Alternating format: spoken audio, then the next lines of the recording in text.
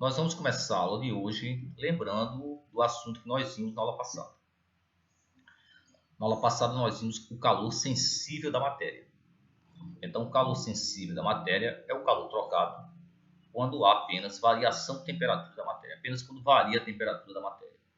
Tá certo? Então, o calor sensível pode ser calculado pela capacidade térmica ou pelo calor específico. Se for usar a capacidade térmica para calcular calor sensível, não precisa mais se preocupar com a massa, porque a massa já está embutida na capacidade térmica. Se eu for calcular o calor sensível pelo calor específico, eu tenho que usar a massa. A massa é dada e aí eu transformo as unidades, se for o caso. Se não, usa direto a massa pelo calor específico e vezes a variação de temperatura. Lembrando que esse calor sensível é o calor trocado quando há variação de temperatura, quando ocorre apenas a variação de temperatura. Ok? Essa fórmula é chamada de equação fundamental da calorimetria. O assunto que nós vamos ver hoje é o calor latente, também da matéria.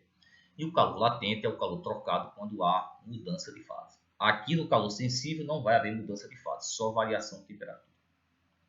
No calor latente não vai haver variação de temperatura. Esse ΔT aqui vai desaparecer, só vai haver mudança de fase, do sólido para o líquido, do líquido para o gasoso, do gasoso para o líquido, do líquido para o sólido. Tá certo? Então, ou pode haver do sólido diretamente do gasoso e vice-versa, como nós vimos.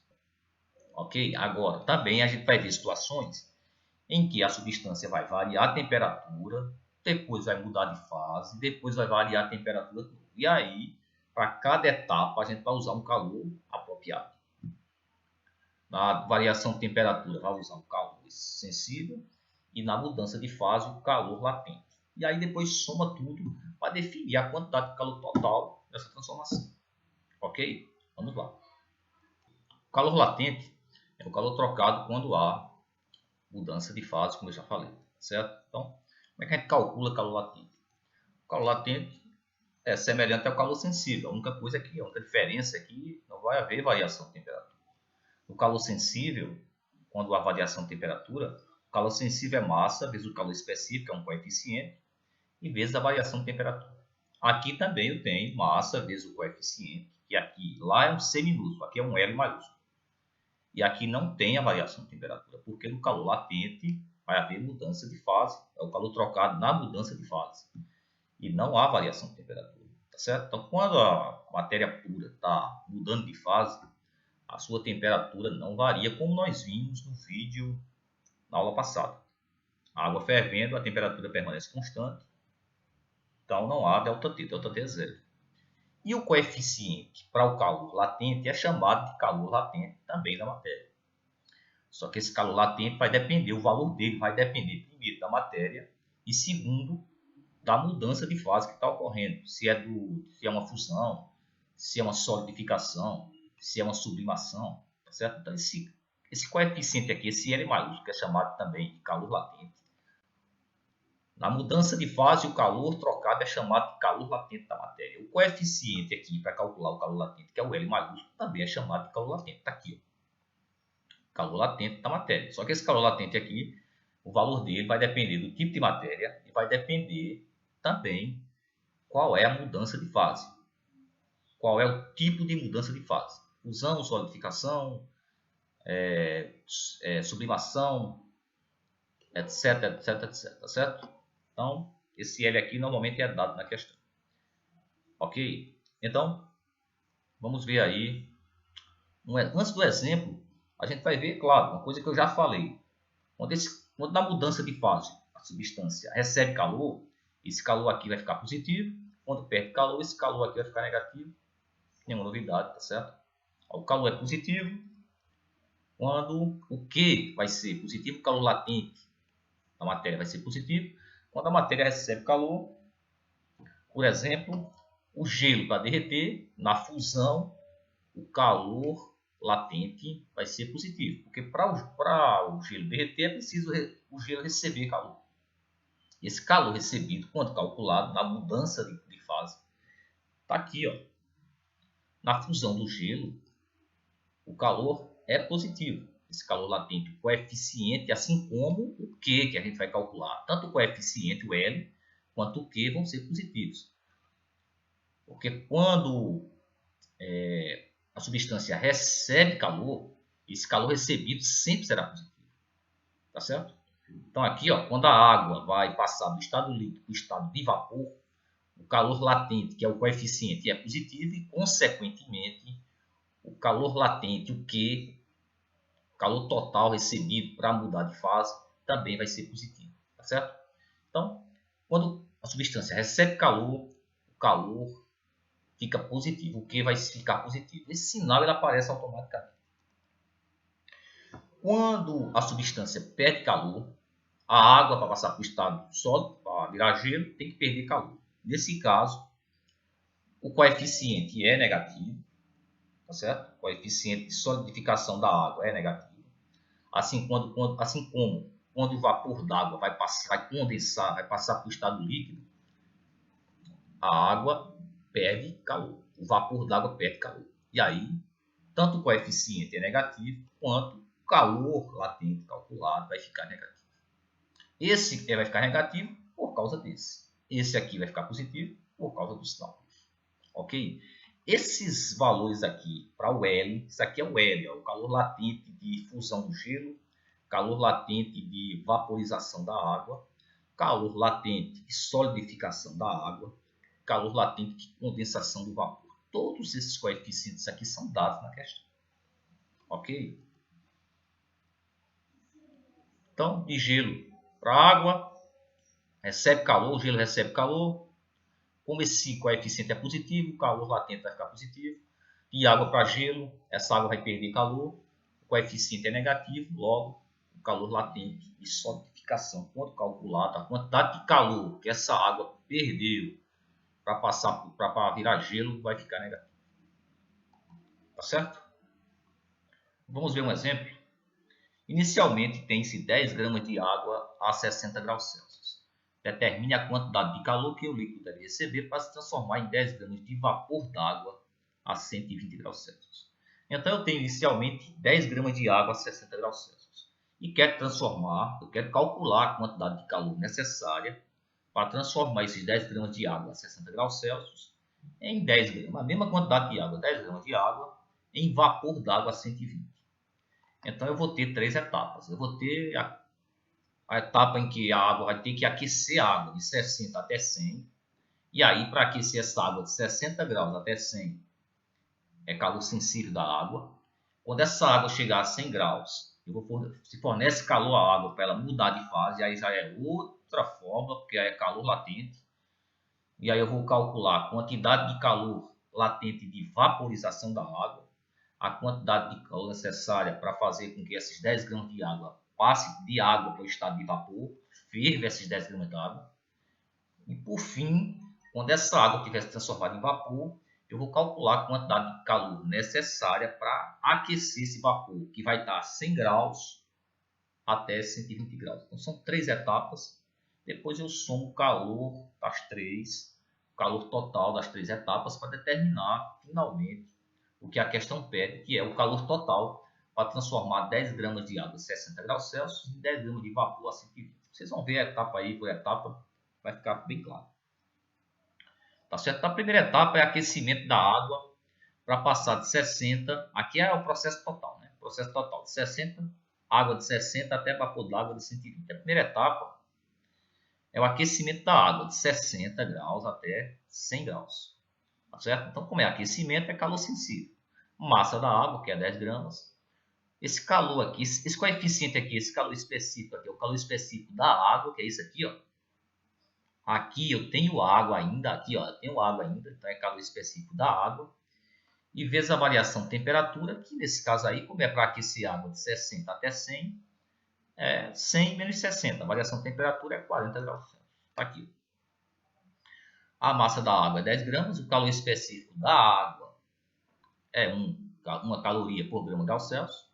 Se foi dado em calorias por grama grau Celsius, a massa tem que estar em grama, a variação de temperatura em graus Celsius, e o calor que eu vou calcular, que é o calor sensível, aí vai ter que estar em calorias. A variação de temperatura aqui é 100 menos 60, 40, e agora é só multiplicar os 3. que dá 400 calorias. Essas 400 calorias é a quantidade de calor necessária para aquecer a água de 60 até 100 graus. Aqui ainda a água está líquida. Então, 400 calorias só faz aquecer a água até 100 graus. Para que essa água ferva totalmente, é preciso mais calor. E aí é calor latente de vapor, que a gente vai ver agora. Calor latente de vaporização, certo? Que é a massa de água, que é 10 gramas, vezes o calor latente de vaporização da água, que é dado na questão. Está aqui, ó. Cadê? Está aqui. 539 calorias por grama. Normalmente a gente usa 540, mas aí está 539, então vai ser 539. Bem simples, é só multiplicar massa vezes o calor latente de vapor, que dá 5.390 calorias. Essa quantidade de calor aqui é a quantidade de calor necessária só para ferver 10 gramas de água. Ok? Esse vapor da água vai estar a 100 graus Celsius ainda. Depois que a água ferve, tem o vapor da água a 100 graus Celsius, já que na mudança de fase a temperatura não muda, não varia. Agora, eu preciso aquecer o vapor d'água de 100 até 120 graus. E já que é aquecimento, a terceira etapa é calor sensível, só que é calor sensível do vapor d'água, não mais da água, do vapor d'água. Tá certo? Agora eu vou calcular o calor necessário para aquecer o vapor, o aquecimento do vapor, de 100 a 120 graus Celsius. E aí é calor sensível do vapor. Logo, a massa é a mesma, mas o coeficiente aqui, o calor específico aqui, não é o calor específico da água, é o calor específico do vapor. Está aqui, ó, foi dado. E é dado, normalmente esses coeficientes são dados.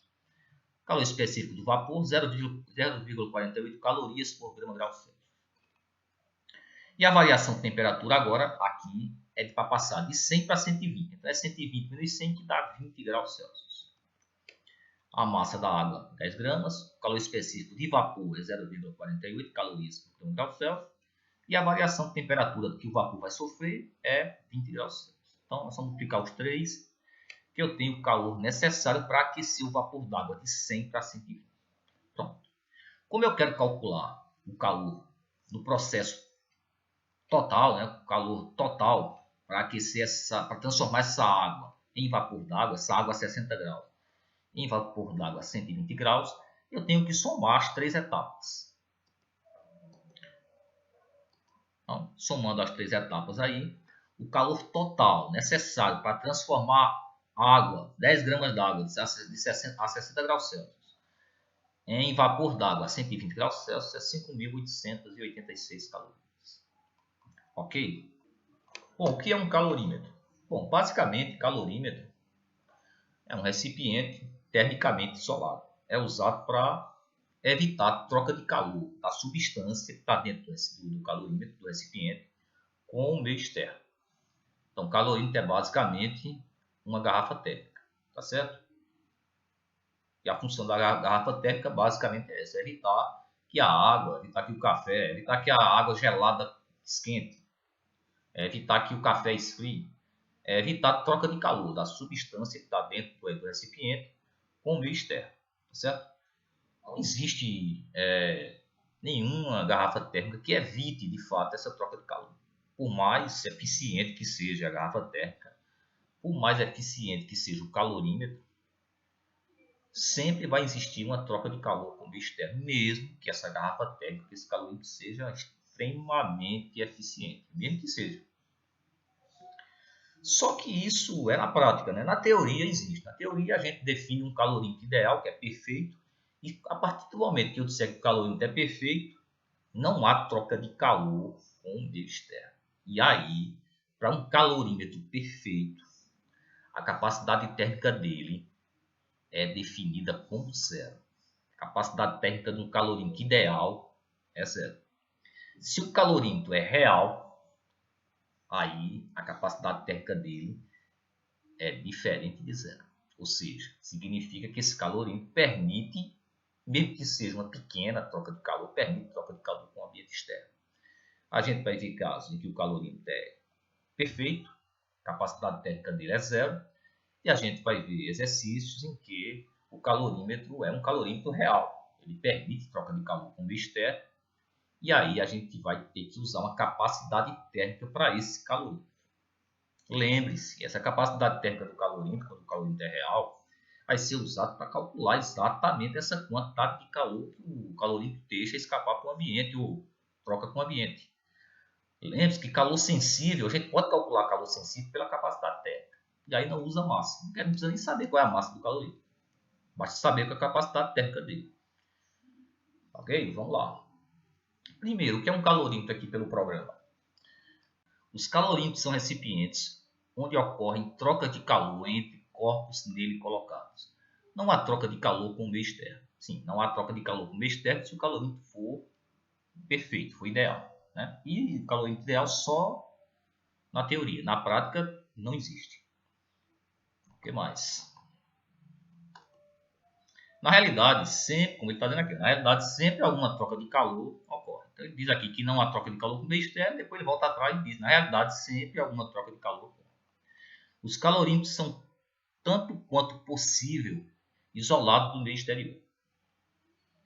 Na realidade, essa é a função do calorímetro, isolar a substância que está dentro do calorímetro, isolar termicamente do meio exterior, evitar troca de calor com o meio exterior.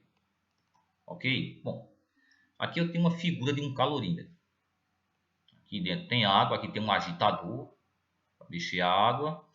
Aqui eu tenho um frasco isolante. Isso aqui está muito pequenininho. O que acontece? Eu vou mostrar uma imagem melhor para vocês de um calorímetro. Está aqui. Aqui eu tenho um calorímetro já montado. Aqui eu tenho um agitador. Tá certo? Aqui é só o agitador lá. É diferente daqui, mas basicamente a função é a mesma. Aqui é só girar isso aqui para agitar. Essa tampa é uma tampa isolante aqui, ó. Uma tampa isolante, essa aqui. Aqui eu tenho um termômetro para definir a temperatura de equilíbrio aqui, depois colocar as substâncias aqui em temperaturas diferentes, elas vão passar um tempo até atingir o equilíbrio térmico, as duas ficarem, as duas, as três, as quatro, as substâncias que estão aqui atingirem a mesma temperatura, que é chamado de equilíbrio térmico. O termômetro vai mostrar isso, qual é a temperatura de equilíbrio térmico, tá certo? Aqui eu tenho um recipiente aqui metálico, necessariamente, esse recipiente aqui não precisa ser metálico não, mas normalmente é metálico, ou se não é metálico, se é o caso de uma garrafa térmica, que é de vidro, ele tem, essa garrafa de vidro é revestida com papel laminado. Esse papel laminado, ou o recipiente sendo metálico polido, ele é para evitar a troca de calor através de ondas eletromagnéticas, porque as ondas vão refletir aqui. Já que o papel é laminado, é um tipo espelhado, as ondas eletromagnéticas refletem, que é as ondas de calor, no caso as infravermelhas, refletem e o calor não atravessa, não se perde, não passa por esse recipiente por irradiação, certo? Além disso, eu tenho aqui um material isolante. Tá aqui, ó, parede isolante. Só que essa parede isolante aqui pode também ser, mas normalmente é mais difícil de acontecer, de encontrar esse tipo de calorímetro. Pode ser isopor, pode ser lã de vidro, mas o mais difícil é encontrar um vácuo. Aqui poderia ser um vácuo. O ideal seria que isso aqui fosse vácuo, não tivesse matéria nenhuma aqui, seria o ideal. Mas é difícil encontrar calorímetro a vácuo, um vácuo entre os dois recipientes, o recipiente externo e o interno. Por que seria melhor se fosse aqui, não tivesse matéria, fosse um vácuo? Evitaria troca de calor por condução. Porque de qualquer maneira essa caneca aquece, essa caneca de dentro aquece, e aí, ó, mesmo que esse material aqui seja um bom isolante, existe uma pequena quantidade de calor que por condução atravessa esse material. Se aqui eu tiver um ambiente de vácuo, não tendo matéria, já que as ondas eletromagnéticas, as ondas de calor, que são ondas eletromagnéticas, elas refletem aqui, elas não atravessam a caneca de dentro porque é espelhada, então não teria como passar calor por condução se aqui eu tivesse um vácuo. Tá certo? Então o ideal é que isso aqui fosse vácuo. Mas aqui, esse calorímetro aqui, que é um calorímetro comercial, que se encontra aí no comércio, normalmente o material aqui é isolante. De vidro, isopor, que é muito usado isopor, tá certo? E aqui eu tenho uma caneca externa, que é feita também de vários materiais. Pode ser de alumínio, pode ser de resina, plástico, resina, pode ser de vidro, tá certo? Essa tampa aqui é isolante, aqui não está mostrando, essa tampa aqui ela tem uma vedação de borracha aqui, uma vedação de borracha para quando fechar aqui e vedar bem. Ou seja, esse material aqui é como se fosse uma garrafa térmica, esse equipamento aqui é como se fosse uma garrafa térmica usada no laboratório para manter aqui a temperatura aqui o mais constante possível, para evitar que o calor trocado entre as substâncias que estão colocadas aqui não fuja ou não entre calor, ou seja, não troque calor com o meio externo. O calorímetro, basicamente, ele tem a função de evitar a troca de calor com o meio externo. Tá certo? Se coloca água gelada aqui, evitar que essa água esquente. Se coloca café quente aqui, evitar que esse café esfrie. Se coloca água quente com água fria, com o tempo essa água vai estar morna, mas que essa água morna não troca calor com o meio externo. Essa é a função do calorímetro. Outra coisa importante, o calorímetro ideal, ele não permite troca de calor com ele próprio. Além de não permitir troca de calor com o meio externo, ele não permite troca de calor com ele próprio. Como? Por exemplo, aqui, ó. Aqui na imagem, eu tenho aqui uma caneca aqui, ó, uma caneca metálica, certo? Essa caneca não precisa ser metálica não, pode ser de vidro também. Eu já falei, tá certo? Então pode ser metal, pode ser vidro. Aqui é um material isolante. Esse que está aqui, ó, essas linhazinhas é um material isolante. E esse cinza aqui é a caneca do calorímetro, caneca interna do calorímetro. Aqui é a caneca externa e aqui é a caneca interna. Então, o calorímetro real, calorímetro que a gente usa no dia a dia, mesmo que seja eficiente, ele vai trocar calor com a substância. Se eu coloco água quente aqui, essa caneca esquenta. Se eu coloco água fria, água gelada, a caneca esfria. Então, o próprio calorímetro troca calor com a substância que é colocada dentro dele. Isso é um calorímetro real. O calorímetro ideal, que não existe, mas que na teoria que a gente usa, que a teoria existe, a gente considera que existe, ele não vai permitir troca de calor nem com ele próprio. Então, quando eu colocar água quente aqui, essa caneca aqui ela não vai esquentar. Ela não vai trocar calor com a água quente. Ela não vai receber calor da água quente. Se eu coloco água gelada aqui, essa caneca não vai congelar, não vai esfriar. Ela não vai trocar, ela não vai perder calor para a caneca, para a água gelada, tá certo? Porque se eu coloco água gelada aqui, a caneca, por estar com a temperatura maior, vai perder calor para a água, vai esfriar, até ficar com a mesma temperatura da água. No calorímetro ideal, isso não acontece. Isso acontece no calorímetro real. Então, vou definir agora o calorímetro ideal. Primeiro, o calorímetro ideal não permite troca de calor da substância que está dentro com o meio externo. Segundo, ele não troca calor com ele próprio. Ele não permite troca de calor com ele próprio. A substância aqui não troca calor nem com o calorímetro, nem com o meio externo. Isso é um calorímetro perfeito. É um calorímetro ideal. Tá certo? Vamos ver aqui, ó. Então, basicamente, o que é um calorímetro ideal? Perfeito. Calorímetro ideal. Propriedades. O calorímetro não permite que a substância colocada lá dentro troque calor com ele próprio e também não permite troca de calor com o meio externo. A substância que está dentro não troca calor com o meio externo. E aí, considerando essas duas propriedades, a capacidade térmica do calorímetro é zero. O calorímetro ideal obedece a essas duas propriedades e tem capacidade térmica zero. O que é importante aqui? O calorímetro ideal não existe, ou seja, na prática não existe um calorímetro ideal, só um calorímetro real. Ok? Mas a gente vai responder questões com calorímetro ideal, capacidade térmica zero, e com calorímetro real, capacidade térmica diferente de zero. Ok? E esse calorímetro será usado para definir a temperatura de equilíbrio. Você coloca substâncias com temperaturas diferentes dentro do calorímetro. Após um certo tempo, essas duas substâncias vão trocar calor e as duas vão ficar com a mesma temperatura. Essa temperatura é chamada temperatura de equilíbrio térmico e a gente vai definir essa temperatura de equilíbrio térmico. Ou melhor, a gente vai analisar essa troca de calor. A gente pode definir essa temperatura de equilíbrio térmico, mas a gente vai analisar essa troca de calor.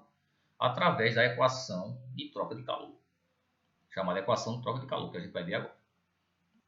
Bom, está aqui, ó. Considere as amostras A e B de um gás separadas por uma comporta, certo? Então aqui eu vou ter dois gases e aqui eu tenho uma comporta no meio aqui, ó, uma parede aqui separando os dois gases, tá certo? A simulação aí do programa dá para ver bem o comportamento das moléculas de um gás. Movimento totalmente aleatório, certo? Aqui à minha direita as moléculas estão com uma velocidade mais baixa, energia cinética mais baixa significa temperatura mais baixa. E aqui a energia cinética bem mais alta, velocidade bem mais alta, temperatura mais alta. Em qual dos balões a temperatura é maior? Ok? Balão A. Balão, recipiente. Agora a gente vai misturar, certo? É aquela história que eu acabei de falar sobre o calorímetro. Considerando isso aqui agora, a gente vai considerar isso na questão, vai vir todo um enunciado. Isso aqui vai estar dentro do calorímetro. Duas substâncias com temperaturas diferentes vão ser colocadas dentro do mesmo calorímetro. Então vai dar um tempo para elas atingirem atingir a mesma temperatura, que é chamada temperatura de equilíbrio. Veja que a velocidade das moléculas ela vai demorar um tempo para todas elas ficarem basicamente com a mesma. Na realidade, elas nunca vão estar todas as moléculas com a mesma velocidade. Sempre vai ter uma mais rápida, outra mais rápida. Na média, elas vão estar com a velocidade parecida, certo? Nos choques irá ocorrer transferência de energia cinética de uma molécula para outra. As moléculas do balão A perdem energia para as moléculas do balão B. Então, tá aí, ó, presta atenção aqui, ó, no balão, aqui, ó, no recipiente. Com o tempo, todas elas vão estar basicamente com a mesma velocidade. É o que acontece quando você coloca a mistura. Você, por exemplo, vai esfriar o leite. Coloca leite para esquentar, esquenta demais. Então, está muito quente, vai esfriar. Coloca numa vasilha, coloca esse leite para esfriar. O que acontece? Demora um tempo para esse leite esfriar. Demora um certo tempo. Não esfria instantaneamente, não. Eu estou querendo dizer isso por quê? Porque ao se misturar água quente com água fria, demora um certo tempo para as duas águas ficarem com a temperatura só. Então, tá aí, ó. Agora, a temperatura da mistura é uma só, é chamada temperatura de equilíbrio. O que podemos afirmar sobre as temperaturas dos gases dos balões agora? Temperaturas iguais, certo? Note que não há mais troca de calor entre os gases e eles atingiram a mesma temperatura. Como entre dois corpos de mesma temperatura não há troca de calor, diz-se que eles estão em equilíbrio térmico, ou seja, após um tempo, quando se mistura corpos com temperaturas diferentes, isso vai acontecer dentro de um calorímetro, tá certo? Os corpos vão atingir o equilíbrio térmico, as substâncias vão atingir o equilíbrio térmico, que é a mesma temperatura das substâncias. Observe graficamente a variação de temperatura dos corpos relativa à situação da página anterior. Na realidade, eram dois gases. Um gás quente e um gás frio, quando misturados, depois de um certo tempo, atinge a temperatura de equilíbrio. Está aqui, ó. Na realidade, é um gás, né? O gás quente, temperatura mais alta, misturado com um gás frio. Assim como poderia ser água quente e água fria, para ficar mais fácil de entender. Você mistura água quente com água fria dentro de uma garrafa térmica. Depois de um certo tempo, essa água quente ela vai esfriar um pouco, essa água fria vai aquecer um pouco e as duas águas vão ficar com a temperatura só, que é uma água morna, tá certo? E aí, ó, o importante nisso é você entender o seguinte: misturando água quente com água fria, a água quente vai perder calor. Calor perdido é calor negativo, é negativo, recebe um sinal de menos. A água fria vai receber calor, vai esquentar. O calor ganho é calor positivo. Então, a água quente, o calor é negativo, a água fria, o calor é positivo. Tem mais. Essa quantidade de calor que a água quente perde vai ser exatamente igual à quantidade de calor que a água fria ganha. Se a água quente perder 100 calorias para ficar morna, essas 100 calorias foi para a água fria. A água fria vai receber 100 calorias para ficar morna. Então, Quando eu somar o calor perdido pela água quente com o calor ganho da água fria, eu estou somando 100 menos 100, ou menos 100 mais 100. Calor perdido, 100 calorias, então é menos 100 calorias, mais o calor ganho, 100 calorias, então é menos 100 mais 100, que dá zero. A equação de troca de calor, ela vai somar o calor de o calor trocado por todas as substâncias que estão no calorímetro. E essa soma vai dar sempre zero, porque a quantidade de calor que uma substância ganha vai ser exatamente igual à quantidade de calor que a outra substância perde. E aí eu tenho uma equação, que é basicamente essa equação aqui. Ó. Se eu só tenho duas substâncias, a quantidade de calor que a substância A perde, por exemplo, vai ser igual à quantidade. A substância A, o calor é positivo. Então, a substância A ganhou calor. A substância B, o calor é negativo. Então, a substância B perdeu calor. A quantidade de calor que a substância A ganha é exatamente igual à quantidade de calor que a substância B perde. Quando eu somar esse QA com esse menos QB aqui, vai dar zero. Isso sempre vai ocorrer na equação de troca de calor. Se eu tiver 10 substâncias, o calor da substância 1, mais da substância 2, mais da 3, até da 10ª substância, eu somar todos esses, o calor de cada uma delas, essa soma vai dar zero, que é exatamente a definição de uma equação. Tá certo? É uma soma, ou sei lá, é uma igualdade, basicamente. A equação é formada por uma série de variáveis que, somadas ou subtraídas, vai ter uma igualdade. Então, essa igualdade aqui, no caso da equação de troca de calor, é zero. Essa equação de troca de calor aqui é o que nós vamos usar para responder algumas questões, tanto do livro, como vai servir para vocês para o Enem, certo? Só que antes de acabar a aula, nós vamos responder uma questão aí, vamos ver um exemplo. Quanto de água a 0 graus Celsius deve ser misturada a uma estatueta de bronze de 500 gramas de massa a 100 graus Celsius, para que a temperatura final de equilíbrio térmico seja 50 graus Celsius? Então, ele quer saber qual é a quantidade de água, quanto de água, qual é a quantidade, qual é a massa de água a 0 graus Celsius. Essa água está bem fria, a 0 graus Celsius, que deve ser misturada com uma estátua de bronze. Essa estátua de bronze tem uma massa de 500 gramas e essa estátua de bronze está a uma temperatura de 100 graus Celsius. Tá certo? Está bem aquecida. Isso para que a temperatura de equilíbrio, depois que botar essa estatueta de bronze dentro da água, isso isolado do ambiente externo, dentro de um calorímetro perfeito, ele nem considera aqui, despreze as trocas de calor com o ambiente. Ou seja, considere que essas duas substâncias aí elas estão dentro de um calorímetro perfeito. Ele não fala no termo calorímetro aí, mas aqui ele fala que despreze as trocas de calor com o ambiente. Ou seja, estão isolados do resto do planeta. É só uma substância misturada com a outra, isolado de qualquer coisa, certo? Totalmente isolado. Ele sugere que é um calorímetro ideal, mas ele não fala o termo calorímetro. Então, qual é a massa da água que deve ser colocada junto com a estatueta, para que depois de um certo tempo a temperatura de equilíbrio seja 50 graus Celsius, já que a água está a 0 graus Celsius e a estátua está a 100 graus Celsius. Temperatura de equilíbrio 50. Aí você vai fazer o quê? Você vai somar o calor perdido, que vai perder calor é a estátua. O calor perdido pela estátua com o calor ganho pela água, essas quantidades vão ser iguais, só que o calor perdido vai ser negativo, o calor ganho vai ser positivo e igual a zero. E aí vai faltar a massa da água. Nessa equação vai faltar a massa da água. É exatamente o que você vai achar. Vai isolar a massa da água, como nós vamos ver agora. Se a estatueta e a água trocam calor entre si, a soma algébrica das quantidades de calor trocada pelos corpos até o estabelecimento do equilíbrio térmico é nulo. Ou seja, é a equação de troca de calor, tá certo? Cada calor desse vai ser calor sensível. Por quê? Porque não vai haver mudança de fase. A água vai esquentar.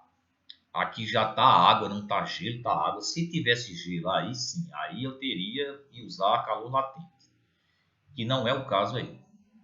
Nem dificilmente isso vai ocorrer, não vai ocorrer. Sempre vai ser calor sensível. Na equação de troca de calor, sempre vai ser calor sensível. Tá certo? Dificilmente não vai encontrar calor latente na equação de troca de calor. Pelo menos no ensino médio, tá certo? A água vai receber calor, a estatueta vai perder calor, e aí a soma desse calor perdido com esse calor ganho vai dar zero. Para a água, o calor específico é 1, foi dado, calorias por grau Celsius, a variação de temperatura da água. A água está inicialmente a 0 graus Celsius, vai passar para 50 graus Celsius, então vai variar de 50 menos 0, está aqui, ó, 50 graus Celsius. Já a estátua está inicialmente a 100 graus Celsius, vai passar para 50, aí você vai subtrair a temperatura final, que é a de equilíbrio aqui, ó, a temperatura de equilíbrio é 50, é a temperatura final, menos a inicial, que dá menos 50. É a variação de temperatura da estátua.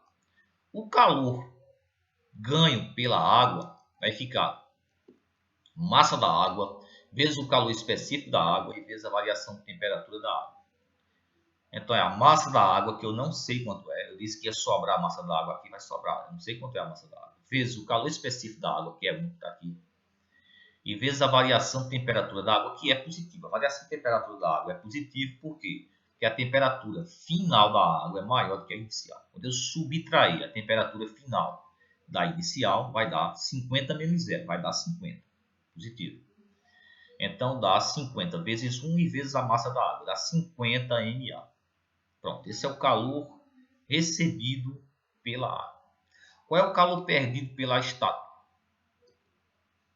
A massa da estátua é 500 gramas, o calor específico da estátua é 0,1 calorias por grau Celsius. Lembre-se, se o calor específico das substâncias foi dado em calorias por grau Celsius, o calor vai estar em caloria, a massa tem que estar em gramas e a temperatura em graus Celsius.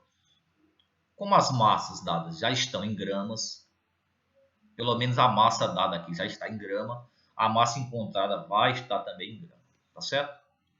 Então vamos lá, o calor perdido pela estátua, também calor sensível, não houve mudança de fase. A massa da estátua em gramas vezes o calor específico da estátua, que é 0,1, e vezes a variação de temperatura da estátua, que é negativo por quê? Porque a temperatura final da estátua é menor do que a temperatura inicial. Quando eu subtrair a temperatura final menos a temperatura inicial, vai ficar 50 menos 100. Então, o sinal do maior é menos, então vai ficar menos 50 graus Celsius. E aí, quando eu efetuar o produto, aqui vai ficar negativo. Quer dizer, você não precisa saber se a substância perdeu calor para colocar um sinal de menos. Esse sinal de menos ele aparece automaticamente. Por quê? Porque no caso aqui a variação de temperatura para quem perde calor vai ficar negativa. Agora é só somar a quantidade de calor ganho pela água com a quantidade de calor perdido pela estátua. Usar a equação de troca de calor. Eu vou somar a quantidade de calor da água com a quantidade de calor da estátua. 50 MA mais, entre parênteses, menos 2.500. E aí, ó, mais com menos vai dar menos. E aqui eu isolo a massa da água, que vai dar 2.500 dividido por 50. Logo, a massa da água, 50 gramas. Então, são necessários 50 gramas de água a 0 graus Celsius para ser misturado com uma estátua de bronze de 500 gramas a 100 graus Celsius para que a temperatura de equilíbrio seja 50 graus Celsius. Ou seja, a equação de troca de calor que está aqui, ó, sempre vai faltar aqui alguma grandeza. A massa, ou ele vai pedir a massa de uma das duas substâncias, ele vai pedir o calor específico de uma substância, na questão que envolve a equação de troca de calor. A questão vai pedir a temperatura de equilíbrio, que é muito comum pedir a temperatura de equilíbrio. E aí você vai sempre, você pode calcular separadamente, como está aqui, o calor de uma substância, o calor ganho de uma substância, o calor perdido de outra substância. Você vai calcular o calor de todas as substâncias que estão sendo misturadas, igualar a zero. E aí sempre vai faltar alguma variável, alguma incógnita lá. Sempre alguma grandeza não vai ser dada e essa grandeza é que você vai achar. Ok? Bom, eu acho que por hoje é só. Então eu vou deixar uma lista de exercícios para vocês, tá certo? Tanto com o assunto da aula anterior, calor sensível, como com o assunto desta aula, calor latente e equação de troca de calor. E eu espero que vocês façam os exercícios. E eu vou deixar a data lá, provavelmente na próxima aula. De hoje a 8, vocês me devolvem essas questões lá no Google Classroom. Tá bom? Então, até a próxima.